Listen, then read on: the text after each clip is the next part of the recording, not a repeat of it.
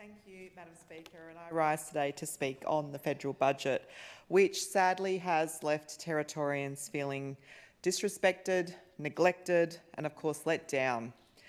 The federal government has failed to deliver a fair share of resources to our region.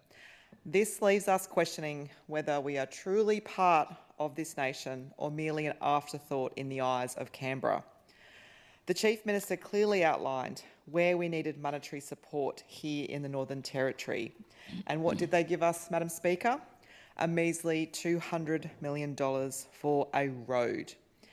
This is an insult to the people of the Northern Territory, and that's out of $786 billion. All we got was the $200 million. Yes, we need more funding for our roads, such as the Stewart, the Barkly and Victoria highways, which are lifelines for industry, for tourism, for remote communities. But we are so much more than roads, Madam Speaker. The Northern Territory is such a valuable asset to not only our region, but the whole of Australia when it comes to our national security. And we need more support in this space to continue strengthening our capabilities and economic growth. We have the potential to be a powerhouse in the gas industry, which is not only a critical contributor to our economy, but is crucial for Australia's energy independence.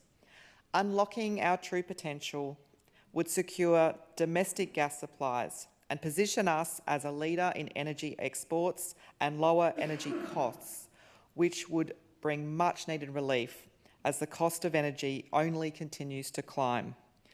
Yet we received absolutely nothing. Nothing in that space, Madam Speaker. The Territory needs more access to affordable and reliable air travel. For too long, it has been too hard and too expensive for people to get to the Territory, whether it's for business or leisure. And we've had some movement in this space, Madam Speaker, with our government recently welcoming several new flight routes, but we simply need more. Flight routes are such an important step towards making the Territory the best place in the country that we know it can be to visit, live, work and invest. Increased connectivity boosts our local economy by increasing business opportunities and attracting tourists. This will grow our tourism sector, create new job opportunities for Territorians and make it easier for people to visit their loved ones. Which leads me to my next point, Madam Speaker. We need to grow our population and give people incentive to stay here. And Madam Speaker, the federal government is not recognising the Northern Territory at all. There are people leaving left, right and centre. In addition, streamlining our processes for migration to the Territory will also play a key role in rebuilding our economy. Making it easier for people to migrate here could help with skill shortages, even in remote and rural areas, and they might stay in the Territory long term.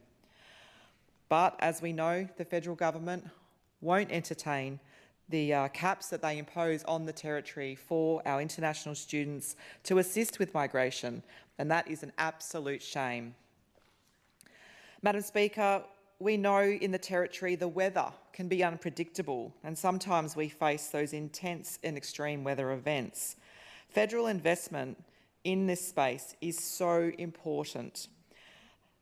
And we know that year after year, when during the wet season the Stewart Highway is cut off, we have empty shelves in our supermarkets with very little federal investment to put into those roads to ensure that we can put food on the shelves in the supermarket. We just don't get the look in that we need from Canberra. Madam Speaker, we are fortunate to live on land rich in critical minerals, and we must use this to our advantage. The Territory has the potential to be a leading role in securing resources which are vital to so much, and this will also drive economic growth. And not to mention our mineral exploration spending has fallen by almost half compared to this time under a Labor government, according to the latest figures of the Australian Bureau of Statistics. We deserve much more than offcuts thrown at us from the budget. We deserve real investment in our future, investment that will help build infrastructure, create jobs and unlock the full potential of our region. This will be critical as we continue on what we promised Territorians, that we would rebuild our economy and restore our lifestyle. So, Madam Speaker, we will continue fighting for a better future for all Territorians, and to receive such little support from the federal government is unbelievable. But that won't stop this Northern Territory Whanakiara government fighting with the federal government to get our fair share. We are a critical part of this nation, and the Albanese Labor government has shown complete disregard for the Northern Territory. And I cannot believe that Senator Malandira McCarthy was on the radio this morning threatening Territorians, threatening us for standing up for Territorians. I mean, that is what she should be doing, and she's not doing that. She's too busy throwing potshots at the government. Senator McCarthy, Marion Scrimshaw and Luke Gosling need to take a good, hard look at themselves, because what have they delivered for the Northern Territory? A very measly budget.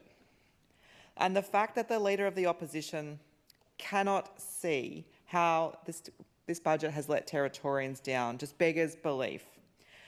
The fact she is so blind to the fact that this is just not good enough for Territorians. They are standing here today defending the federal government's decisions on this measly budget. It is absolutely disgraceful. This federal government announcement is just another example of Labor failing the Territory and kicking us when we're down, after we were officially ranked the worst performing economy in the country under Labor. And it doesn't help that Labor has left us on a track record to the largest debt in the Northern Territory's history, with unfunded operational expenditure and further cost blowouts on Labor's pet projects, revealing our forecast accessible borrowing for 28-29 projected to hit the $15 billion mark. $15 billion. Wow. Madam Speaker, we're working hard to turn this around, but we need so much more support in the Northern Territory. We've outlined our clear strategy to rebuild our economy, which has those 5 key pillars, and this includes being the best place to do business, building a bigger, better workforce, and delivering for Australia, unlocking regional growth and connecting the Territory. And we needed the federal government to come in behind us and help us to do that, because after 8 years of Labor, they have let down every single Territorian, and it is a disgrace. Labor had the chance, the federal Labor government had the chance to tell Territorians that they truly do care, and that they weren't just going to, as Albanese does, fly into Alice Springs, make an announcement of some maintenance money and then fly back out again, like he actually cares. We know he doesn't. Territorians know he doesn't. We need the backing. We actually need a new federal government. We have a new Territory government who have done more in 8 months than this Labor government did in 8 years. And now we need a new federal government who will do the same, who will support the Territory to get Territorians back on track, for it to be the best place in the world, which we know it can be, to visit, live, work and invest. Thank you, Madam Speaker.